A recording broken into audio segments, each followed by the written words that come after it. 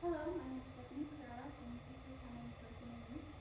And today I'll be talking about the bubonic plague, also known as the Black Death or the Black Plague.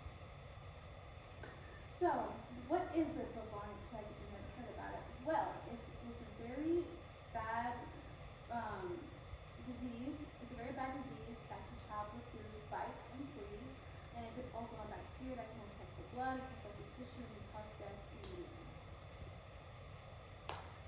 So what is this bacteria that gets into the blood? What is this bacteria that gets into the tissue? Well, it is called Yersinia pestis. It can affect all humans and all animals. Well, most animals actually. Some animals actually can resist the bacteria and can just be a host and they fall to other animals. So yeah, this is what it looks like, Yersinia pestis. So what is this plague and how did people react to it? So actually this plague did start in the 14th century, so now people knew what it was. They were like, they see people getting infected, but they didn't know what it was. So people will lock themselves in their doors, they will lock themselves in their houses and just protect themselves, and then after people would die from this like weird plague or whatever, the smell would go from the deceased people, so they would bring flowers into their villages and they would bring flowers to their houses to not smell the dead bodies, and then there were birds on the villages that came from the deceased. So as you can see here, originally, well, it was thought of before, it started in Europe. So it came from France, from Greece, from different parts, but actually started in China, in the Mongolian temple, which traveled all around through Europe, through Africa, through Russia. So it really spread from the 1340s to 1350s. So it really spread all throughout that area. So it was mainly in Europe. That's where they had the most disease and infected people.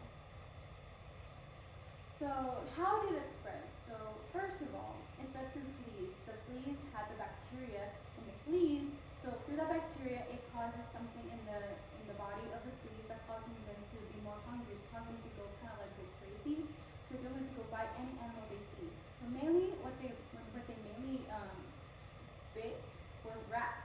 So after the rats, yes, other animals would try to eat the rats, or the rats would bite people, and so that's how it really affected through people and through animals all around Europe and all around China. So, and also when a person's infected and they're surrounded like in a boat and they're all together at once or in a household, they all can get infected just through being next to each other or to eat saliva or any kind of stuff like that. That's how it's easy to access and easy for people to get infected. So what is the plague? What type of disease it is? So it's actually a zoonotic disease. So a zoonotic disease is actually a disease that can transmit from human to animal, from animal to human. So at first it was just a regular endemic, but it actually became a pandemic. So does this disease still exist today? Well, it's not as common as it was before. It is pretty rare, but we usually get 7 to 10 cases per year in the U.S. So it's usually on the west here, as you can see, near Nevada, California, Arizona, some in Texas. So it still shows up, but now we do have the technology and the medicine to cure it. So it doesn't show, it's not as big of a deal as before, where back before they didn't have the technology, they didn't have the medicine to cure the disease. They didn't know what was going on. So what are the plague symptoms? So many types of symptoms can be kind of like similar to fever, can be similar to cold. They'll start coughing, they'll start sneezing, they'll start coughing up blood, and then they'll start getting bruises all over their arms, as I'll show you later in the presentation. They'll start getting bruises all over their arms, and they'll get called lymph. They're called buboes. They're called buboes, and they're kind of like bruises all over the arm, and the skin starts irritating and starts turning black. So, like I said, the plague has been around for a very long time. So a lot of people thought it started in the 1600s or the 1400s, but it actually started 500 to 700 CE in the Mediterranean area. So that was the first cases, but then again, no one really knew what it was. So besides the Black Plague, other parts in the 14th century were wiping out people as well in the animal kingdom as well. But Black Death was mainly the main course of wiping out half of society in Europe. So as you can see here is the cycle here of like the plague of how it works. So there's bacteria, it goes into the flea, and the flea goes to the rat, and the rat goes to the person. So it gets infected by through saliva and through bites from other animals or from people or from fleas. So mortality rate. So each country and each state really had different numbers of how many people died, how many animals died.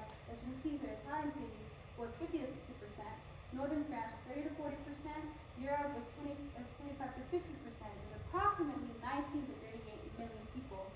And then after the 1300s, nearly 2.5 million people were dead. So this is where it starts. So the very first symptom of getting the bubonic plague is actually getting sweat in the armpits and groin area, and then and after that you get something like bruises called buboes actually. So that, as you can see here, these are little markers. Those are like the little kind of like burns or like blisters, but those are the buboes that it causes all around, and it looks kind of like burns. So that's kind of like the first thing.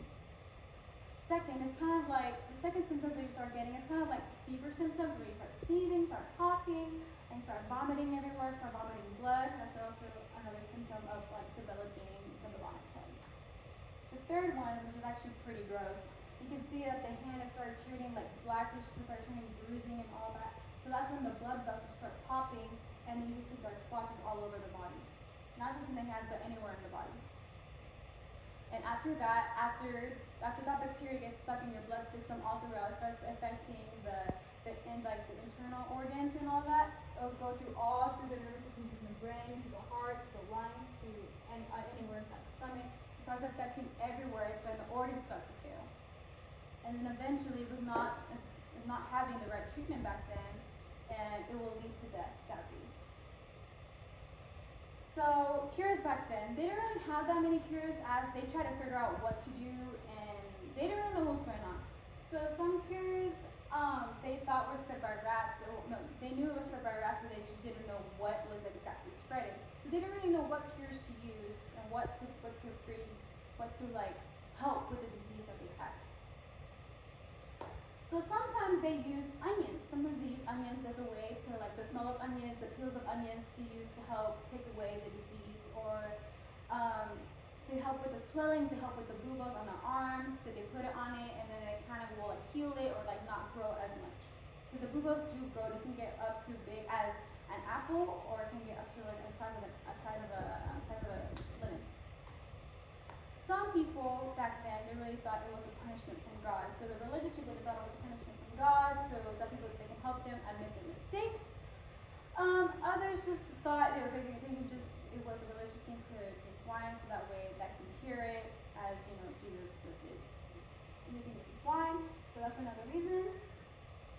So the people that were curing it, as I said before, they didn't really know what was going on. So people were experimenting. Those people that were experimenting were called the plague doctors, as you know, with the big old hat and with the beak. So they were experimenting by quarantining people, trying to figure out who has, who doesn't have it, the different stages between the different people. So they would like wear these like tough things, so that way, like these bulky like coats and all that, so that way they protect them.